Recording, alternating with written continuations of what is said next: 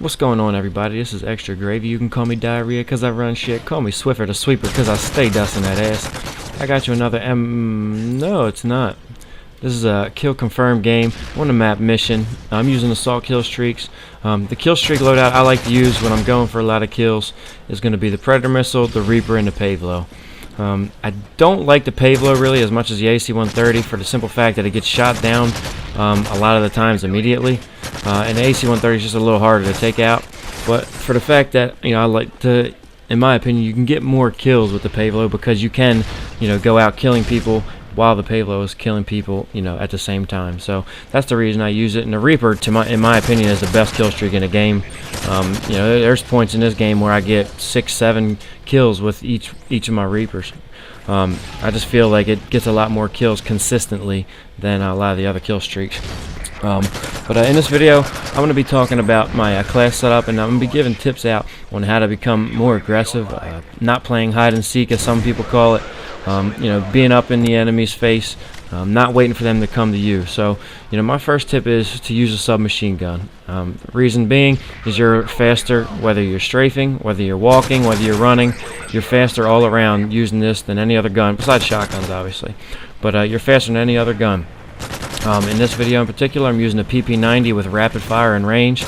The gun is absolutely ridiculous with hip fire. And it's probably the best one in my opinion. Then after the PP90, you probably have the P90. Both have very high rate of fire, which is another suggestion I give you, is pick a gun with a high rate of fire. Using the MP5 and hip firing, it's not bad, but it's not gonna, do as good as the PP90 for you. So that's what I suggest as far as submachine guns. Two of the higher rate of fire guns, which is the PP90 and the P90. And then you want to use your perks. The perks I'm using in this game is sleight of hand, hardline, and steady aim. You always want to make sure you get all your pro perks. This is another account of mine, so I don't have Steady Aim Pro, which I think I got it later this game or later this night, one of the two. But I have Sleight of Hand Pro, Hardline Pro, and Steady Aim Pro. Sleight of Hand Pro, because if you're in the enemy's face at all times, you always want to make sure you're ready to shoot, as much as possible. So getting the quick reloads and the quick weapon swap is pretty much necessary to me. I feel that way. I don't like using extreme conditioning because you don't have unlimited sprint.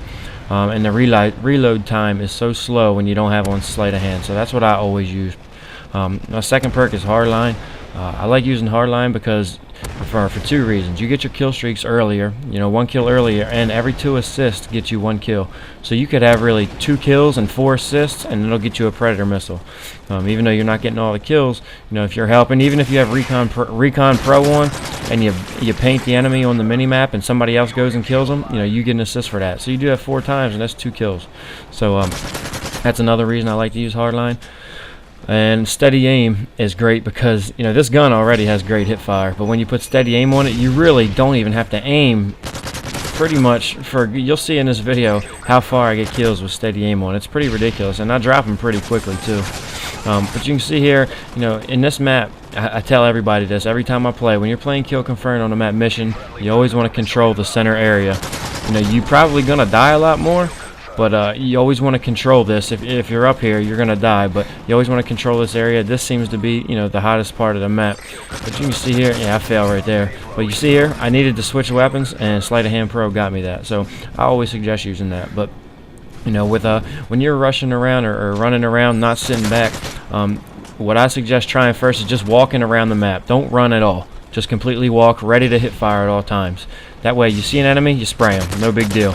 If you need to run, then run, but my suggestion is just walking around without running. Just try that without running the entire game, just to get a feel for the hip fire. Or you can go to a private map and just pick an object in the map and hip fire at it and strafe back and forth while you're aiming at it. Get used to firing from the hip, practicing that, because it does take a little to get used to, a little time to get used to spraying from the hip. But once you get it down, it's very, very effective. So once you get that down, the spraying from the hip, then you can pick and choose when you're gonna run. You see here I'm doing a couple other things like drop shotting. You always want to, when you see an enemy like I did there, you always want to go behind cover and shoot. I saw it was right there. Obviously, if nothing's there, you don't have no cover, so you need to figure out something. Either kill him instantly or drop shot or do whatever. But there was a truck there, so I immediately jumped behind the truck and I kept shooting him because that, you know, what that does is it gives me his whole body to kill, where he can only hit the top part of my body. So I have a much better chance of killing him than he has killing me. So, you know, just use your head. You know, be smart when you're getting into gunfights. And you know, when you're using a submachine gun, you want to stick to close quarter areas, which you know, most of this map is. I died there because somebody was camped behind a box like he works at UPS.